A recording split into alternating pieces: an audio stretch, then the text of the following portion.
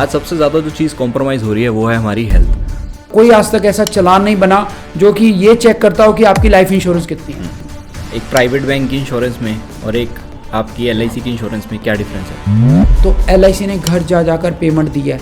Private companies का अगर आप डेटा देखते हो तो प्राइवेट कंपनीज इस मामले में पीछे हट जाती है। लेकिन मैं जब इंश्योरेंस लेता हूँ तो मैं उसको ये पूछता हूँ कि इसमें से क्या कवर नहीं होगा। अगर मैं कोई इन्वेस्टमेंट के लिए जाना है तो मैं म्यूचुअल फंड में इन्वेस्ट कर सकता हूँ कि अगर मैं मान लो 3,000 रुपये इन्वेस्ट करता हूँ और 30 साल के लिए इन्वेस्ट करता हूँ तो मेरी रफली 10 लाख रुपये मेरे इन्वेस्ट होते हैं। तो उसमें से कंपाउंडिंग कर करके मेरा जो पैसा बनेगा वो 30 साल में आराम से 1 करोड़ बन जाएगा। इस तरह के प्लान है। अगर आप 25 साल के लिए पैसा लगाओगे तो 25 सालों में वो आपकी 10 लाख की अमाउंट वो 1.5 करोड़ तक भी जा सकती है। और जिसके पास एक्स्ट्रा कुछ बचा है वो भी तब इंश्योरेंस में इन्वेस्ट करता है कि उसको चलो अपना टैक्स बचाना है, ATD में रिबेट मिल जाएगी। लोन चल रहा है मान लो उस गाड़ी का, तो उस लोन को कवर करने के लिए हमारे पास एक टर्म इंश्योरेंस का प्लान है। तो बहुत सारी कंपनीज हैं जो अपने एम्प्लॉयज़ को इंश्योरेंस कंपलसरी देती हैं, तो उससे कंपनी को कोई बेनिफिट होता है या नहीं होता है, या वो सिर्फ एम्प्लॉयज़ के लिए बेनिफिट है? आप कहते हो यार मेरी इंश्योरेंस कर रहे हो, क्या कर रहे हो, मैं पैसे भी आपको दे रहा हूँ और मुझे तंग भी कर रहे हो।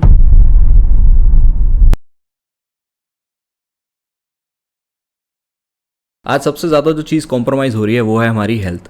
हम अच्छी गाड़ी चाहते हैं, अच्छा घर चाहते हैं, लेकिन जब बात आती है हेल्थ की तो हम उस चीज़ को इग्नोर करते हैं। तो आज जो हेल्थ है वो हमारे लिए बहुत इंपॉर्टेंट रोल प्ले करती है। अपनी हेल्थ को कैसे हम सिक्योर कर सकते हैं, आज इन सारी चीज़ों को हम डिटेल में डिस्कस करेंगे हमारे साथ हमारे गेस्ट मिस्टर सुनील जी के साथ। सर कैसे हैं सर? बहुत बढ़िया। तो सर मैं सबसे पहले ये जानना चाहूँगा कि आप बहुत टाइम से LIC के अंदर आप काम कर रहे हो, तो आपने इस प्रोफेशन को कैसे चूज़ किया और किस तरह से आपने एज अ करियर में इसको परस्यू किया? Thank you sir. My name is Sunil Kumar और मैं अभी चीफ लाइफ इंश्योरेंस एडवाइज़र हूँ और मेरा मोर देन 25 ईयर का एक्सपीरियंस है LIC में। अगर बिफोर 25 ईयर पहले की बात करें तो 25 year back I was servicing at Avon cycle.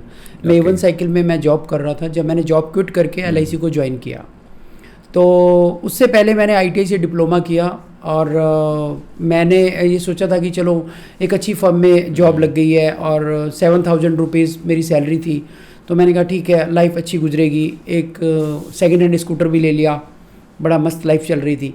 तभी किसी ने ऐसे बताया कि आप भी साथ साथ अगर अपने वर्क के साथ साथ पार्ट टाइम अगर आप कर लो, किसी को इन्वेस्टमेंट समझानी है, किसी को इंश्योरेंस समझानी है, किसी को मतलब इन्वेस्टमेंट के बारे में बताना है, बचत के तरीके बताने हैं, तो आप अगर कर सकते हो तो कर लो। तो मैंने इसको LIC को इसका जो एग्ज़ाम दे दिया। एग्ज़ाम देने के बाद मैंने 3-4 महीने में रियलाइज़ किया कि जब मैं अब फुल डे तो मैं वहाँ वर्क करता था इवन साइकिल में, तो जब संडे को मैं 2 से 3 घंटे लगाने और सिर्फ अपने रिलेटिव्स और फ्रेंड्स के पास ही जाया करता था, तो उनसे जो इनकम आ रही थी वो मेरी जो ये मंथली इनकम आ रही थी उसको क्रॉस कर रही थी। तो आई वाज सरप्राइज़ कि ये तो यार बहुत ज़बरदस्त अपॉर्चुनिटी है मेरे लिए। तो मैंने इमीडिएटली जो है इसको क्विट कर दिया। मेरे पापा ने मुझे बहुत डांटा, लेकिन चलो एज़ यूजुअल मैंने उसको एज ए करियर मैंने इसको चूज़ किया और करियर चूज़ करने के बाद मैंने इसके ऊपर बहुत मेहनत की। मतलब it's a very tough job. अगर आप सोचो कि ये बहुत आसान काम है, इट्स नॉट वेरी इजी, लेकिन अगर आप सोच लो जुनून के साथ, पैशन के साथ, आप कुछ भी कर सकते हो इसमें। कुछ भी मीन्स अगर मैं अपना शॉर्ट में आपको बताऊं कि 25 ईयर पहले मेरे पास एक सेकेंड हैंड स्कूटर हुआ करता था। आज मैं LIC से 7 कार्स ले चुका हूं। मेरे 2 अपने ऑफिसेज़ हैं, मेरे पास 13 एम्प्लॉयज़ हैं। उन 13 एम्प्लॉयज़ को मैं सैलरी पे कर रहा हूँ, तो मैं 2.5 लाख रुपए की पर मंथ की सैलरी उनको पे कर रहा हूँ। तो इट मीन समझ लो कि मेरी इनकम कितनी होगी। राइट। और सेकेंडली मैं 11 कंट्रीज़ अभी तक घूम चुका हूँ LIC के खर्चे पर, जो कि LIC हमें कॉन्फ्रेंस के लिए बाहर भेजती है। इट वाज नॉट पॉसिबल कि अगर मैं बाई चांस जॉब कर रहा होता तो मेरी इनकम 7,000 से आज मैक्सिमम 1 लाख रुपए होती है अगर मैं बहुत ही ज़्यादा मेहनत करता कहीं पर। और उसमें भी मैं वही रहता कि जॉब तो जॉब ही है, आप सुबह से लेकर शाम तक उनके गुलाम हो, लेकिन यहाँ पर मैं खुद अपना बॉस हूँ। तो एक ऐसा करियर है कि कोई भी इसको चूज़ कर सकता है, एनीबडी कैन चूज़, जिसकी क्वालिफिकेशन मिनिमम 10th है और उसके अंदर जुनून है, पैशन है कुछ करने का, तो वो कर सकता है। उसके लिए हम उसके लिए अब मैं क्या है कि जैसे मैंने एज ए एडवाइज़र पहले मैंने इसको चूज़ किया, अब मुझे LIC ने 2008 के बाद से मुझे CLI बना दिया, chief life insurance advisor. So I can now appoint maximum advisors, male और फीमेल, कोई भी अगर यंग है कोई पर्सन या ओल्ड एज है, कोई भी है, चाहे कोई जॉब कर रहा है, चाहे कोई बिजनेस कर रहा है, इसको part time as a career adopt कर सकता है। और उसके लिए मेंटरिंग ट्रेनिंग का काम मेरा रहता है, मेरी टीम का रहता है। तो हम नए नए लोगों से मिलते हैं और उनको नई नई अपॉर्चुनिटीज़ बताते हैं कि इसमें आप किस तरीके से अपनी पेंशन का बेनिफिट कर सकते हैं, किस तरीके से आप अपने बच्चों के लिए हायर एजुकेशन का बेनिफिट ले सकते हैं, किस तरीके से आप अपनी इसमें जो क्रिटिकल इलनेस की कई पॉलिसीज़ होती हैं जिसमें बहुत सारी जो मेजर सर्जिकल वो होती है, मेजर सर्जरीज जो होती हैं उसमें भी इसमें बहुत ज़्यादा क्योर मिलता है। और तीसरी सबसे बड़ी बात होती है लाइफ इंश्योरेंस की, अगर कल को भगवान ना करे पर्सन का कभी कोई अनफॉर्चुनेटली उसकी डेथ हो जाती है तो फैमिली को जो 50 लाख 1 करोड़ की जो हेल्प मिलती है LIC से, तो वो जो हेल्प होती है वो फाइनेंशियल हेल्प बहुत ज़रूरी होती है।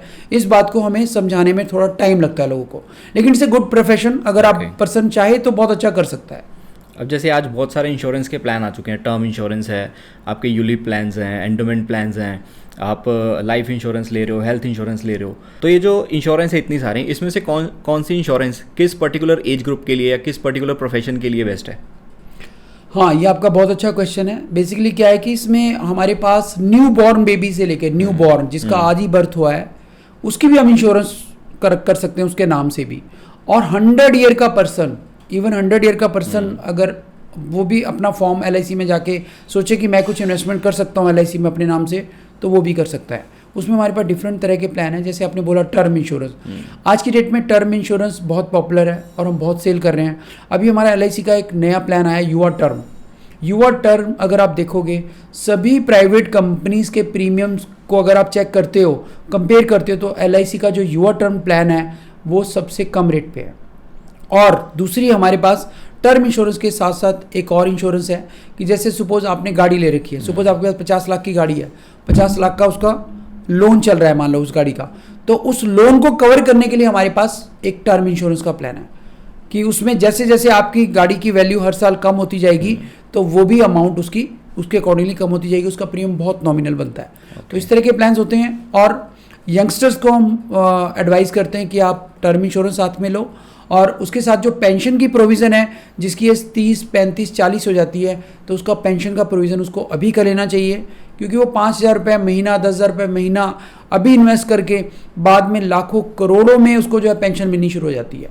हर महीने लाख रुपए महीने की पेंशन का प्रोविज़न भी बन सकता है LIC में अगर वो प्लानिंग से करता है सब कुछ। और जो बच्चों के लिए मैंने बात की, बच्चों के लिए हमारे पास जो प्लान होते हैं, जैसे सपोज मेरा 2 साल का बेबी है या 3 साल का बेबी है और मैंने बच्चे के नाम से इंश्योरेंस ले ली, तो उसमें क्या होता है कि उसमें बच्चे की इंश्योरेंस तो होती है लेकिन उसमें एक PWB राइडर होता है, उस राइडर को देने से फादर का भी रिस्क कवर हो जाता है। बेसिकली क्या है कि फादर ने प्रीमियम पे करना है, अगर फादर को भगवान ना करे कल को कुछ हो जाता है तो बाकी के प्रीमियम LIC पे करती है, जिसको हम प्रीमियम वेव बेनिफिट कहते हैं, प्रीमियम वेव हो जाता है। लेकिन बच्चे को पूरे पैसे उसकी मैरिज के टाइम पे या जो एजुकेशन के लिए जो भी आपने प्लानिंग की है वो पूरे मिल जाते हैं। तो नॉर्मली क्या होता है कि अगर मेरे को इंश्योरेंस बाय करनी है तो नॉर्मली हर एक एडवाइज़र ये बोलता है कि इसमें से ये चीज़ कवर हो जाएगी, लेकिन मैं जब इंश्योरेंस लेता हूँ तो मैं उसको ये पूछता हूँ कि इसमें से क्या कवर नहीं होगा। तो बहुत सारे ऐसे लूप होल होते हैं जिसमें लोग इंश्योरेंस ले तो लेते हैं लेकिन उसमें फंस जाते हैं। तो मैं वो जानना चाहूँगा कि किस इंश्योरेंस में कौन सी चीज़ ऐसी है जो कवर नहीं होती। जैसे कोविड के टाइम पे कोविड आ गया तो उसमें से कोविड कवर नहीं था, या कोई ऐसी मिसहैपनिंग होगी या कोई भी जिसको हम बोलते हैं कि बाय गॉड ये चीज़ हो गई, तो वो कई चीज़ें ऐसी हैं जो कि इंश्योरेंस में कवर नहीं होती। तो अगर कोई बेसिक प्लान ले रहा है या उसके बाद कोई एडवांस प्लान ले रहा है तो उनमें क्या डिफरेंस है और किस प्लान में सब कुछ कवर हो जाता है?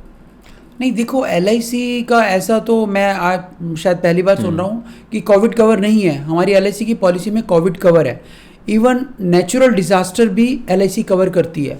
अभी आपने पीछे इंसिडेंट सुना होगा, उड़ीसा में एक ट्रेन एक्सीडेंट हुआ, तो ट्रेन एक्सीडेंट में लोगों के बॉडी पार्ट्स नहीं मिले, लेकिन LIC ने सभी को एक शिविर लगा के, इवन आप देखोगे रेलवे स्टेशन पर भी शिविर लगे थे, LIC ने शिविर लगा के सबको पेमेंट दिया।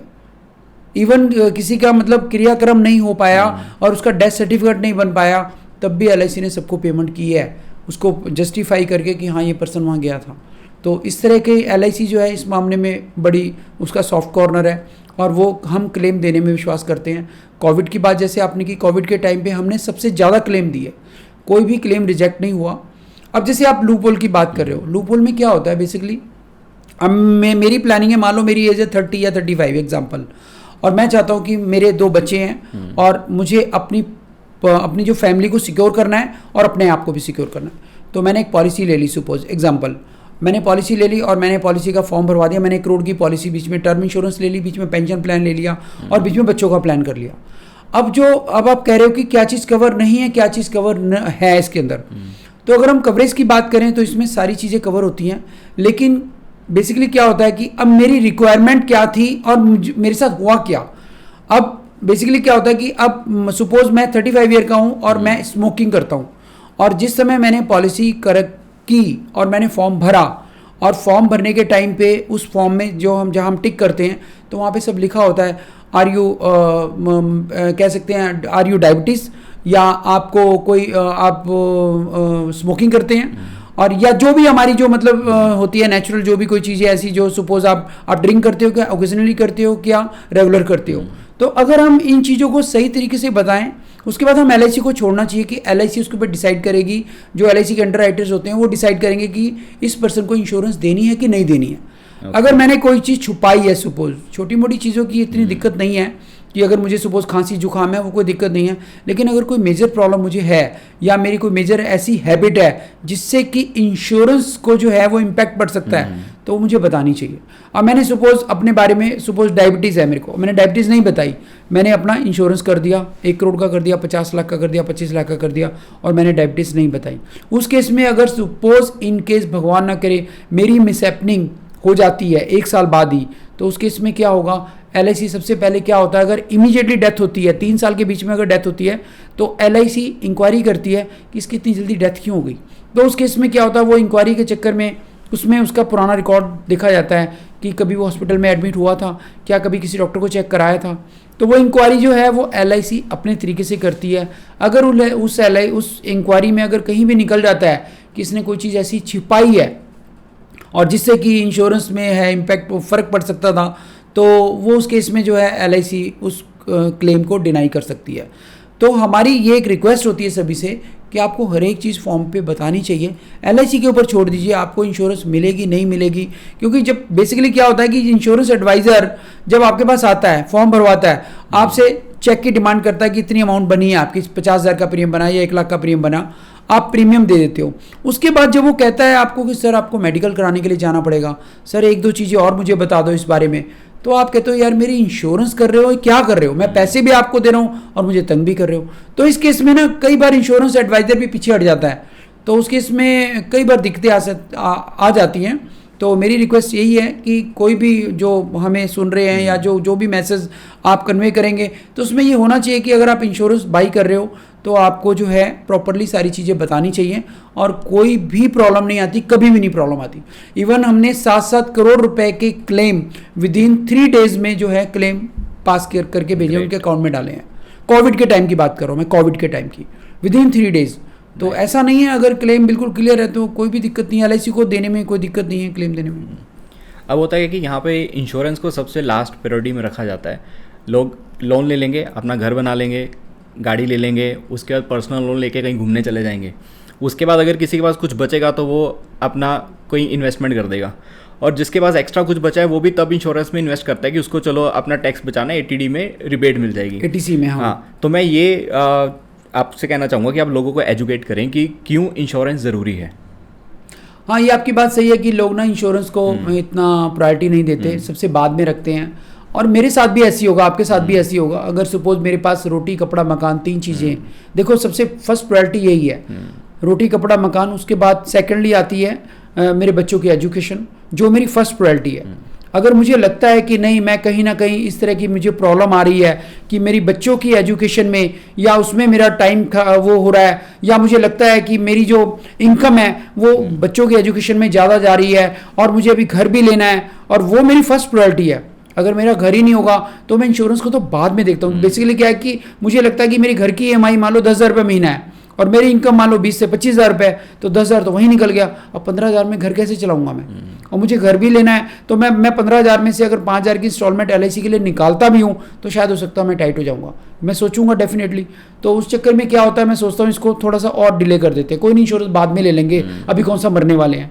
सीधी सी बात यही आती है कि अभी कौन सा मरने वाले हैं, एग्जैक्टली। लेकिन हम यही देखते हैं, जब हम न्यूज़पेपर में देखते हैं किसी का एक्सीडेंट हो जाता है, कभी किसी के साथ ऐसी मिसहैपनिंग हो जाती है, यंग पर्सनस के साथ ऐसा होता है, और जब हम बाद में चेक करते हैं तो इसमें इंश्योरेंस बिल्कुल नील होती है, बहुत छोटी इंश्योरेंस होती है, 2 लाख की, 3 लाख की, 5 लाख की, 10 लाख की। वो सिर्फ वो भी इंश्योरेंस ऑब्लिगेटरी ली होती है कि मान लो मेरा जैसा कोई एडवाइज़र, कोई पागल एडवाइज़र चला जाता है कि सर आप करा लो करा लो करा लो, और 2 बार 3 बार 4 बार 10 बार में हम जाते हैं लोगों के पास, हम 10 बार जाके रिक्वेस्ट करते हैं कि सर आप इंश्योरेंस करवा लो, और वो कहते हैं नहीं यार ये तो आपका रोज का काम है इंश्योरेंस, आप क्यों, मतलब ठीक है मैं करवा लूँगा, अभी नहीं, हफ्ते बाद, 10 दिन बाद, महीने बाद देखता हूँ, अभी वहाँ जाना है बाहर, अभी मुझे ये मेरे घर पे काम है, अभी ये मेरी प्रॉब्लम फंसी हुई है, तो वो इंश्योरेंस को डिले करते हैं। नेचुरली अगर मेरे केस में भी होगा तो शायद हो सकता है मैं भी इसको ऐसे डिले करूँ, नहीं अभी मेरे को फर्स्ट प्रायोरिटी है कि मुझे अभी ऊपर रूम डालना है और फर्स्ट फ्लोर पे रूम डालना है, और मुझे लगता है कि नहीं वो उसमें भी मेरा खर्चा होने वाला है, 15-20 लाख रुपए लग जाएगा, तो मैं बेकार में अभी यहाँ EMI शुरू कर दूंगा इंश्योरेंस की, तो अभी इसको हम डिले कर सकते हैं। तो इंश्योरेंस को लोग प्रायोरिटी इसलिए नहीं मानते। बेसिकली क्या है कि अगर आप देखो कार इंश्योरेंस की बात करो या हेल्थ इंश्योरेंस की बात करो, तो हेल्थ इंश्योरेंस अभी लोग बहुत ज़्यादा अवेयर हो गए हैं, हेल्थ इंश्योरेंस लोग कराने लग गए हैं, उनको पता लग गया कि हेल्थ में हॉस्पिटल्स के इतने बिल बनते हैं, तो वो इंश्योरेंस कराने लग गए हैं। लेकिन कार इंश्योरेंस पता है कि मुझे कार इंश्योरेंस, मैं इंश्योरेंस के बिना गाड़ी बाहर नहीं निकाल सकता। लेकिन लाइफ का मैं अगर जा रहा हूँ स्कूटर पे या कार पे जा रहा हूँ, तो कोई आज तक ऐसा चालान नहीं बना जो कि ये चेक करता हो कि आपकी लाइफ इंश्योरेंस कितनी है, और दैट इज़ वेरी इंपॉर्टेंट और बहुत इंपॉर्टेंट है। लेकिन ये अभी हमारे रूल्स ऐसे नहीं है, हो सकता है शायद इस तरह के कोई रूल आ जाए और गवर्नमेंट चाहेगी तो अगर इस पे भी चालान कटने लगे तो शायद हो सकता है लोगों इसके प्रति ज़्यादा अवेयर। वही चीज़ है ना कि हम फ़ोन ले लेते हैं, फ़ोन के ऊपर भी हम उसको प्रोटेक्ट करते हैं, कवर लेते हैं, उसके ऊपर गार्ड लगाते हैं, हम उसको इंश्योर कर लेते हैं, उसको प्रोटेक्ट कर रहे हैं, लेकिन हम अपनी लाइफ को प्रोटेक्ट नहीं कर रहे। वही है ना, फोन तो मुझे पता है ना, फोन मुझे मेरा स्टेटस है, स्टेटस सिंबल है इंश्योरेंस का। आपकी इंश्योरेंस कितनी है, मेरी इंश्योरेंस कितनी है, ना आपको मेरे बारे में पता ना मुझे आपके बारे में पता है। वो तो जब बाद में हम देखते हैं, जब किसी पर्सन की डेथ हो जाती है, डेथ करने के बाद, डेथ होने के बाद, जब बाद में जब हम वहाँ भोग पे बैठते हैं या जो क्रिया पे बैठते हैं, उसके बाद जब डिस्कशन होती है, हाँ इनकी इंश्योरेंस कितनी थी, इंश्योरेंस थी क्या, कितने की थी, अब फैमिली का क्या होगा। अगर मान लो मेरे सपोज 40,000 रुपये महीने के खर्चे हैं, उसमें मैं 40,000 रुपये खर्चे की बात कर रहा हूँ, भी मैं अपनी इनकम की बात नहीं कर रहा हूँ, मैं लाख रुपए कमा रहा हूँ तो मेरे 40-45,000 रुपये के तो खर्चे ही होंगे। और वो खर्चों में से आप देख लो कि वो खर्चे में मैं बच्चों की एजुकेशन कर रहा हूँ, मेरी जो घर का ग्रोसरीज और वो सब है वो सब चल रहा है, और भी मेरा जो भी घूमना फिरना वो उसी में ही हो रहा है। तो अगर मेरी कल को डेथ हो जाती है तो 40-45,000 रुपये तो मेरा बंद हो गया ना इमीडिएटली, तो वो कहाँ से होगा, और वो खर्चे मेरे बंधे हुए हैं। मुझे पता है कि ग्रोसरी भी आनी है, बिजली का बिल भी आना है, जो बच्चों की एजुकेशन भी जानी है, तो वो कहाँ से जाएगी। तो मेन प्रॉब्लम बाद में वाइफ को ही आती है, तो स्पाउस सफ़र करता है। तो यही हमारी रिक्वेस्ट होती है कि इसके बारे में भी कोई ना कोई साथ में एजुकेशन चाहिए। स्कूलों में भी अब कई स्कूलों में ये इसका लाइफ इंश्योरेंस का जो है सब्जेक्ट धीरे धीरे पढ़ाने लग गए हैं, और हमने भी कई इंस्टीट्यूट में जाके इस तरह की एजुकेशन देने की कोशिश की है। और इसीलिए हम ये भी रिक्वेस्ट करते हैं कि मैं अकेला सभी को इंश्योर नहीं कर पाऊँगा, तो इसलिए हम इंश्योरेंस एडवाइज़र बना रहे हैं। तो इंश्योरेंस एडवाइज़र बना के और उनको हम ट्रेन करते हैं, उनकी मेंटरिंग करते हैं। इस समय मेरे पास 150 से ज़्यादा एडवाइज़र्स की टीम है, और मेरी टीम इस समय नॉर्थ जोन में नंबर 1 पे है। बेसिकली हम उसके ऊपर प्रेशर डालते हैं, हम क्या करते हैं, एजेंट्स को मोटिवेट करते हैं, उसकी कोई भी प्रॉब्लम होती है तो हम उसको घर से सॉल्व करते हैं, उसकी पूरी सपोर्ट करते हैं। क्योंकि अगर किसी को हम नया एडवाइज़र बनाते हैं, उसको भी इंश्योरेंस के बारे में पता ही नहीं है, उसको ABCD हमें सिखानी पड़ेगी खुद, वो ट्रेनिंग्स का पार्ट होता है। सब LIC भी बड़ा एफर्ट्स कर रही है इसके ऊपर, और आगे आने वाला टाइम बहुत अच्छा होगा। अब लास्ट मेरे पास एक LIC एजेंट आता है, वो बोलते हैं कि आप इंश्योरेंस ले लो और जो पहला प्रीमियम है वो मैं खुद पे करूँगा। तो मान लो 1 लाख की इंश्योरेंस थी, 1 लाख पर मंथ मेरे को पे करना था, तो वो कह रहे हैं कि 1 लाख मैं पे कर दूंगा। मतलब इसमें इतनी हाई कमीशंस हैं कि वो फर्स्ट प्रीमियम खुद से पे कर रहा है। अब जैसे आपने बात की कि मान लो सपोज आप लाख रुपए महीने की लाख रुपए महीने की बात कर रहे हो, ईयरली की बात कर रहे हो, तो लाख रुपए ईयरली आप बोल रहे हो कि साल का वो पे करता है? नहीं, मान लो 15 साल का मेरा प्लान है, आपका तो 15 साल का प्लान है, आपने लाख रुपए देना है, ठीक है। तो वो कह रहे हैं कि फर्स्ट प्रीमियम जो आपका पहला जाएगा वो मैं पे कर दूंगा, बाकी आप पे कर देना। मतलब 1 लाख रुपया वो फर्स्ट जो मैंने पे करना है इनिशियली वो खुद पे कर रहा है। नहीं, ऐसा नहीं होता है बेसिकली कि लाख रुपए वो पूरा पे कर दे। क्या होता है बेसिकली, इसमें एडवाइजर्स को कुछ कमीशन मिलती है। किसी प्लान में 2% होती है, किसी प्लान में 5% होती है, किसी प्लान में 10, 15, 20% तक कमीशंस इसको जो है वो एक एडवाइज़र को मिलती है। अब जो एडवाइज़र को जो कमीशन का अगर हम देखें, अब आपने जैसे बोला कि आपने लाख रुपए का प्लान कराया, अब सपोज अभी हमने सारी बातें की, आपने देखा कि इंश्योरेंस बेचना सबसे टफ जॉब है। एग्जैक्टली अगर मैं आपके पास 1 लाख रुपए का प्लान आज समझाता हूँ तो आप इमीडिएटली अभी शायद ना यस नहीं करेंगे। अभी आप सोचेंगे अच्छा सुनील जी मैं सोच के बताता हूँ, थोड़ा सा मैं अपने खर्चे देख लूँ, अभी ये भी खर्चा है वो भी खर्चा है। तो हम ऐसे करते हैं 10 दिन बाद मिलेंगे, ठीक हो गया। 10 दिन बाद मैं आपको फिर आपके पास आता हूँ, सर अब आप बताइए आपकी इंश्योरेंस कर दें जो हमने पहले प्लान की थी। हो सकता है शायद आपको उस समय फिर और कोई काम पड़ जाए, सुनील जी अभी मुझे लगता है मुझे वीकेंड पे जाना है और मेरे और भी 2-4 काम हैं और मुझे लगता है अभी 2 महीने तक इसको पोस्टपोन करते हैं। अब क्या हुआ, मैं तीसरी बार फिर जाता हूँ आपके पास 2 महीने के बाद, फिर आप कहते हो सुनील जी थोड़ा सा ना मुझे लगता है बच्चों की अभी एजुकेशन में मेरा खर्चा बहुत हो रहा है, इसको हम थोड़ा सा बस, मुझे तो आप मुझे पोलाइट वे में मना कर रहे हो, लेकिन आप ये भी आप समझ भी रहे हो कि मुझे करानी चाहिए, लेकिन आप मजबूरी में फंसे हुए हो। उसके बाद फिर आप बोलते हो कि सुनील जी ऐसा करते 1 महीने बाद आप आ जाओ मेरे पास, तो हम कुछ ना कुछ प्लान करेंगे। 1 महीने बाद फिर मैं चला जाता हूँ आपके पास, मेरे कितने चक्कर लग गए, 4। और आप देखो टाइम कंज्यूम है और चक्कर भी है। लेकिन आप ये सोचिए कि मैं अगर आपके पास 4 बार आया हूँ, तो अगर मेरी इंश्योरेंस मैंने सपोज 100 इंश्योरेंस 1 साल में की है, तो मैं आप सोचिए कि मैं इतने लोगों के पास कम से कम 400 से लेकर 500 लोगों को तो कम से कम मिला ही होगा।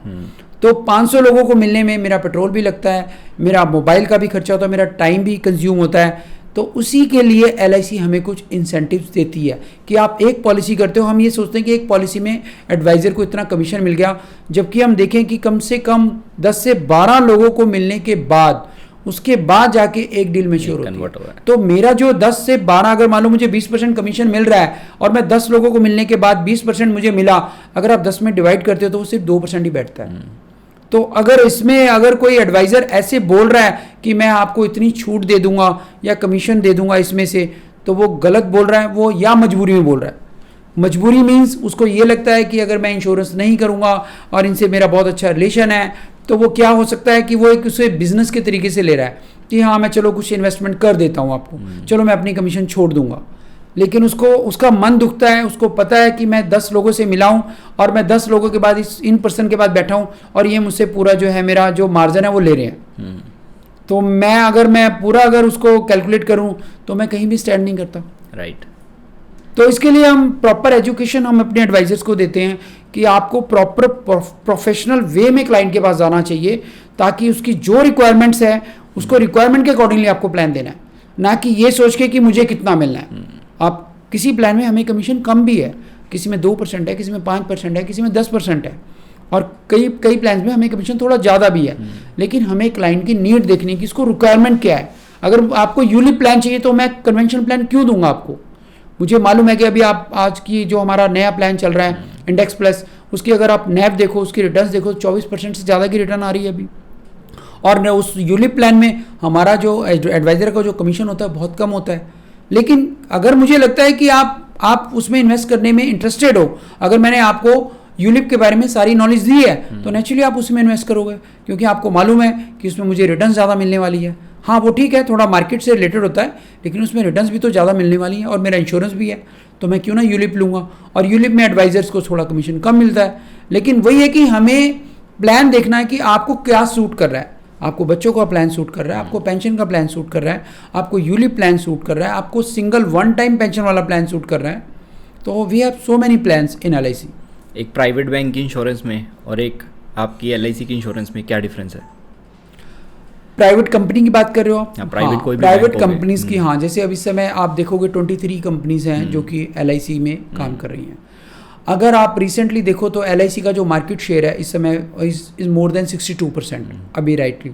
अगर आप देखो कि 2002 से ये सारी प्राइवेट कंपनीज आई हुई हैं, लेकिन अगर आप पूरा डेटा चेक करोगे तभी भी LIC इस समय नंबर 1 पर है, क्योंकि बाकी कंपनीज़ का मार्केट शेयर देखोगे और LIC का शेयर देखोगे तो हमारा शेयर इस समय सभी कंपनीज़ का मिला के उनसे ज़्यादा है अगर आप चेक करते हो। और सबसे बड़ी बात होती है कि क्लेम इंश्योरेंस करना तो इजी है। LIC के नाम पे मैं आपसे इंश्योरेंस ले सकता हूँ, LIC का अपने आप में बहुत बड़ा ब्रांड है। इंश्योरेंस करना बहुत इजी है, लेकिन बात तब आती है जब क्लाइंट के साथ कोई मिसहैपनिंग हो जाती है और उसको क्लेम देने की बारी आती है। तो क्लेम देने के टाइम में LIC इस समय नंबर 1 पर है।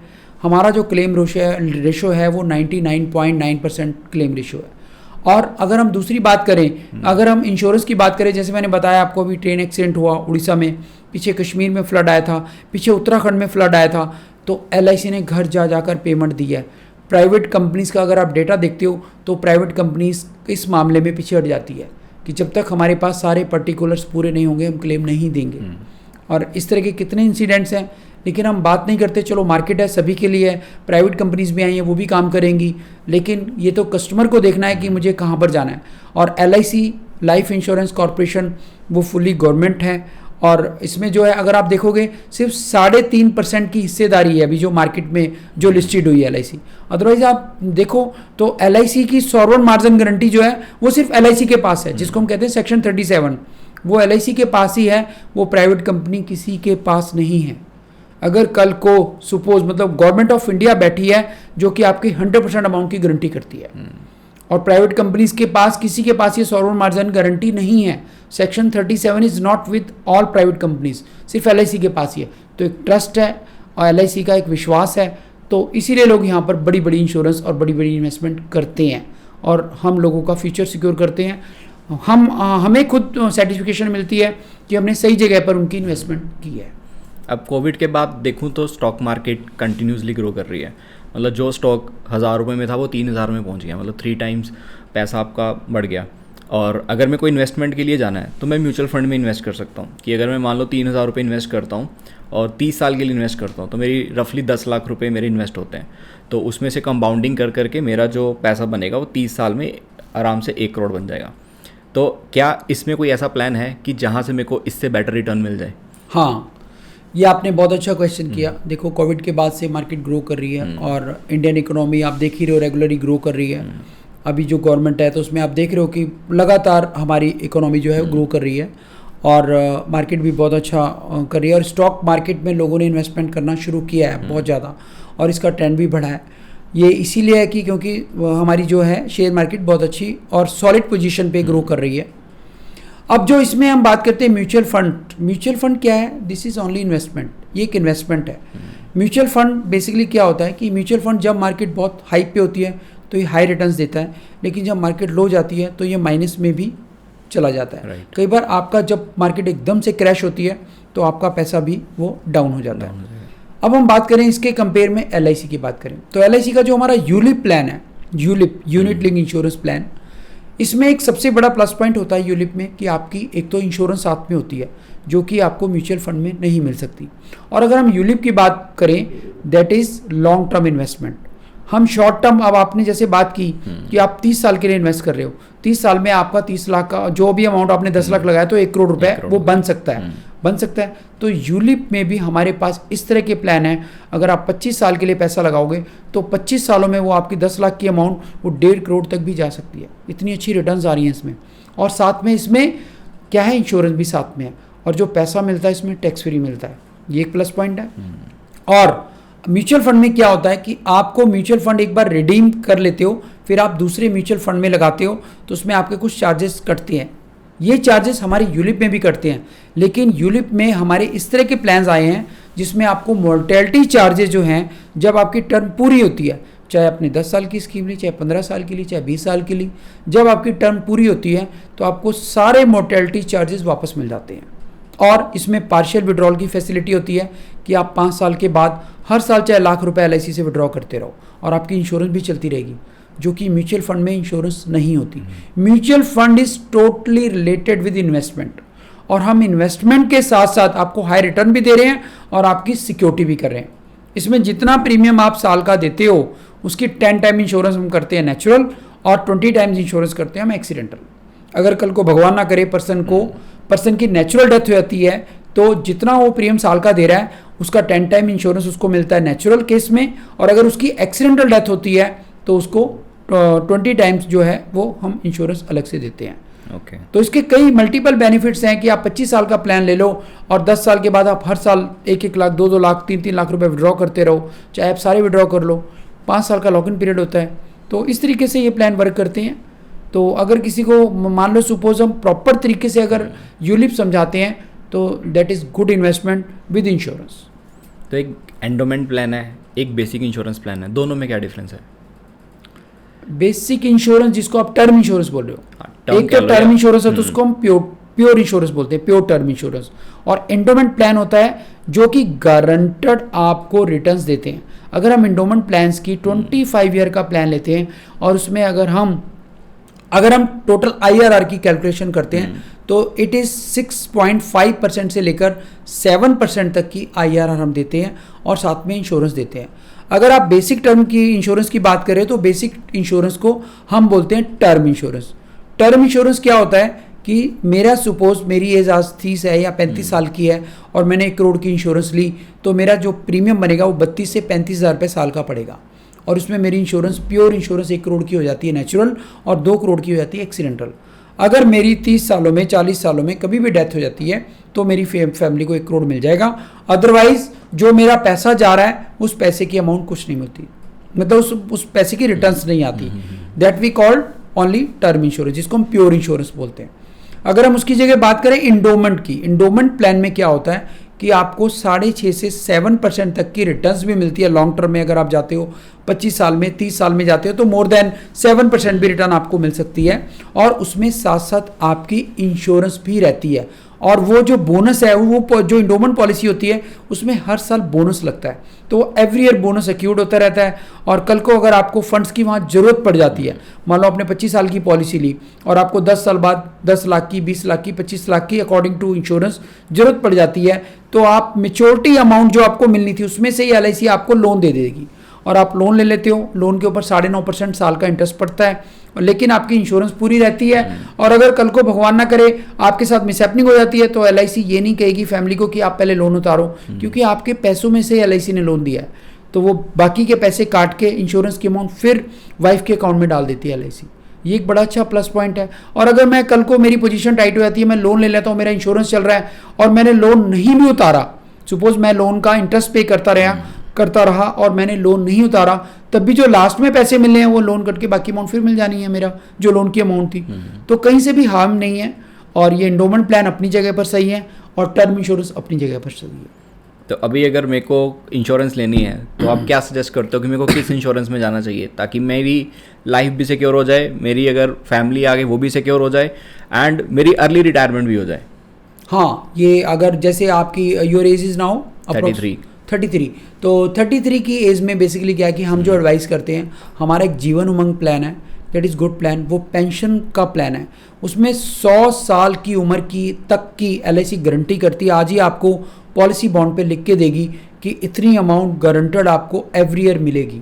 That is your the 8% of your sum insure, जितने की आपने इंश्योरेंस लिया है उसका 8% जो है गारंटेड मिलता है आपको। और एक हमारा नया प्लान आया जीवन उत्सव। जीवन उत्सव प्लान में क्या है कि आफ्टर 10 ईयर या आफ्टर 15 ईयर या आफ्टर 16 ईयर आपको जो है जितने की आपने इंश्योरेंस ली है उसका 10% मिलना शुरू हो जाएगा लाइफ टाइम और आपकी इंश्योरेंस भी चलती रहेगी। अगर हम जीवन उमंग की बात करें तो जीवन उमंग में जो इंश्योरेंस है वो ग्रेजुअली आपकी बढ़ती रहती है। वो बढ़ती किस टर्म में है कि उसमें आपको बोनस भी LIC डिक्लेयर करती है एवरी ईयर, तो आपकी इंश्योरेंस बढ़ती रहती है। और जीवन उमंग में आप कभी भी पॉलिसी को क्विट कर सकते हो एनी टाइम, और जो जीवन उत्सव प्लान है वो लाइफ टाइम चलती रहती है। तो मैं आपको सजेस्ट करूंगा आप जीवन उमंग या जीवन उत्सव में से दोनों में से एक प्लान साथ में लें। और साथ साथ जैसे यू आर नाउ 33, अभी आप यंग हो और आपके फैमिली है, अभी तो फैमिली इतनी बड़ी नहीं होगी, बच्चे छोटे होंगे या चलो जो भी है, तो उसमें आप क्या कर सकते हैं, उनकी सिक्योरिटी के लिए अपना एक टर्म इंश्योरेंस साथ में ले लें। According to your income 50 lakh या 1 करोड़ का टर्म इंश्योरेंस से स्टार्ट करें अभी, और वो इंश्योरेंस साथ में चलाएं और साथ में एक पेंशन प्लान ले लें। और अगर आप थोड़ा सा शेयर मार्केट में इंटरेस्ट रखते हैं तो आप हमारा यूलिप प्लान में एक मंथली सिप भी खोल सकते हैं साथ में। उसमें आपकी इंश्योरेंस भी हो जाएगी और आपकी इन्वेस्टमेंट भी जो आपका मार्केट के हिसाब से जो आपका ग्रो करेगा वो भी डेफिनेटली वो आपको रिटर्न्स भी मिल जाएंगी। तो आपके सारे पर्पज़ यहाँ पे हल हो जाएंगे, एक तो रिटर्न ऑन इन्वेस्टमेंट और साथ में आपकी पेंशन, वो सब इसमें मतलब कवर हो सकता है। अब एक इंश्योरेंस मेरे को जानना है कि एम्प्लॉयर्स के लिए और एम्प्लॉयज़ के लिए ये जो ग्रुप इंश्योरेंस होती है इसका क्या प्रोसेस है कि लेट से मैं एक IT कंपनी रन कर रहा हूँ, तो एज मैं एम्प्लॉयर हूँ और मेरे एम्प्लॉयज़ भी हैं, तो बहुत सारी कंपनीज़ हैं जो अपने एम्प्लॉयज़ को इंश्योरेंस कंपलसरी देती हैं, तो उससे कंपनी को कोई बेनिफिट होता है या नहीं होता है, या वो सिर्फ एम्प्लॉयज़ के लिए बेनिफिट है? हाँ, जो एक हमारे पास ना, ये आपका क्वेश्चन बहुत सही है, एम्प्लॉयर एम्प्लॉय स्कीम होती है LIC में। एम्प्लॉयर एम्प्लॉय स्कीम में क्या होता है, सपोज मेरी एक फर्म है, आई एम द एम्प्लॉयर और मेरे पास 100 लोगों की टीम है या जो वर्कर या स्टाफ है और मैं उनकी इंश्योरेंस लेना चाहता हूँ। और उसमें हमारे पास 2 ऑप्शंस होती हैं, एक ग्रुप इंश्योरेंस होती है और एक जो मैंने दूसरी बोली है employer employ scheme. Employer employ scheme में क्या होगा कि मैं ऑनर हूँ कंपनी का और मुझे अपने स्टाफ की इंश्योरेंस करानी है 50 या 100 लोगों की, मैं उनका जो प्रीमियम है वो अगर मैं अपनी फर्म से भरता हूँ, वो एम्प्लॉयर एम्प्लॉय स्कीम के अंडर भरता हूँ, तो मुझे क्या फ़ायदा होगा एज ए कंपनी, जैसे आपने बोला मुझे क्या फ़ायदा होगा कि मैं जितना भी वो प्रीमियम अपने एम्प्लॉय के नाम से भरता हूँ तो वो मैं अपने एक्सपेंडिचर में दिखा सकता हूँ, अपने खर्चे में दिखा सकता हूँ। ओके। और वो पॉलिसी तो मेरे एम्प्लॉय के नाम से रहेगी, लेकिन मेरा प्रीमियम मेरी फर्म से जाएगा। वो एक एम्प्लॉयर एम्प्लॉय स्कीम का एक कॉन्ट्रैक्ट होता है, उसमें मेरी कंपनी की टर्नओवर देखती है LIC, वो देखेगी, चेक करेगी और आपकी मतलब मेरी ग्रॉस रिटर्न्स देखेगी, 3 साल की टर्नओवर देखेगी कि मेरी सेल कितनी की है और मेरी कंपनी कहाँ पे स्टैंड कर रही है, कभी माइनस में तो नहीं जा रही, ग्रो ही कर रही है। तो वो LIC जो है एम्प्लॉयर एम्प्लॉय स्कीम के थ्रू मेरे सारे वर्कर भी कवर हो जाएंगे, मेरा स्टाफ कवर हो जाएगा और मुझे ये सर्टिफिकेशन रहेगी कि वो जो वर्कर रहेंगे, जो एम्प्लॉय रहेंगे, वो मेरे साथ लॉन्ग टर्म में मेरे साथ जुड़े रहेंगे, अगर मैं एज ए एम्प्लॉयर सोचता हूँ तो। और मुझे मेरा जो प्रीमियम जा रहा है एम्प्लॉय के लिए वो मैं एक्सपेंडिचर में शो कर दूंगा, तो मेरा भी फ़ायदा है और साथ साथ एम्प्लॉय की इंश्योरेंस तो हो ही रही है। एक ये होता है और एक होता है ग्रुप इंश्योरेंस। ग्रुप इंश्योरेंस क्या होता है कि मेरे पास सपोज 1000 एम्प्लॉई हैं, 100 एम्प्लॉई हैं, तो ग्रुप इंश्योरेंस क्या होता है, सिर्फ मुझे अपने एम्प्लॉय की डिटेल देनी है LIC को, ये इनका नाम है, ये इनकी डेट ऑफ बर्थ है, इस ग्रुप के मेरे पास मेंबर हैं, 100 मेंबर हैं, उन 100 में से मान लो कोई 25 साल का है, कोई 30 साल का है, कोई 60 ईयर का है, कोई मान लो 50 साल का है, अलग अलग ग्रुप के मेंबर होंगे। सिर्फ मुझे LIC को नाम और डेट ऑफ बर्थ और उनकी सैलरी कितनी है वो मुझे प्रोवाइड करानी है, और उनका एक सैलरी जो जहाँ से मैं सैलरी डिडक्ट कर रहा हूँ या जो मैंने वो अपनी एक बैलेंस बनाई होती है शीट जिसमें मुझे सैलरी उनको पे कर रहा हूँ, वो मुझे LIC को बतानी है। तो LIC उस डेटे को कंप्लाई करके और उसके बाद एक रेगुलर प्रीमियम निकाल लेती है, वो बहुत छोटा सा प्रीमियम बनता है। उसमें क्या होता है, मेरे सारे 100 के 100 एम्प्लॉय कवर हो जाते हैं। अगर इन केस कल को किसी एम्प्लॉय की कल को डेथ हो जाती है तो वो 1 लाख से लेकर 5 लाख तक का इंश्योरेंस मेरे सभी एम्प्लॉय कवर रहेंगे, और वो बहुत माइनर सा प्रीमियम बनता है। वो प्रीमियम भी मुझे पे करना है यहाँ से, और वो मैं चाहे अपने एम्प्लॉय से ले भी सकता हूँ, अदरवाइज मैं उनको बेनिफिट देना चाहता हूँ तो वो भी मैं ग्रुप इंश्योरेंस के अंडर उनको बेनिफिट दे सकता हूँ। उस केस में एम्प्लॉय को कुछ मिलना नहीं है उस पैसे का, क्योंकि वो बहुत माइनर सी अमाउंट होती है। अगर आप देखोगे तो वो 1 लाख या 2 लाख की पॉलिसी अगर हम सभी की करते हैं, सपोज मेरे पास ग्रुप है 20 की एज से लेकर 60 ईयर की एज तक का, तो उनका जो प्रीमियम है अप्रॉक्सीमेट पर पर्सन 200-250 रुपये तक बैठेगा साल का, वो भी एनुअली, और ये बहुत कम प्रीमियम में हाई इंश्योरेंस हो जाती है। तो वो एक ग्रुप इंश्योरेंस होती है, तो वो भी LIC जो है हम उसको एम्प्लॉय को बताते हैं कि आप ये ग्रुप इंश्योरेंस अपने एम्प्लॉय की करा के रखिए, एम्प्लॉयर को हम बताते हैं, तो वो भी हम बहुत सारी इंश्योरेंस इसमें कर रहे हैं। और एक ग्रेचुटी की स्कीम भी होती है, तो वो हम ग्रेचुटी भी एम्प्लॉय के लिए वो भी हम उसके बारे में बताते हैं कि आप एक अपना फंड क्रिएट कीजिए ग्रेचुटी का।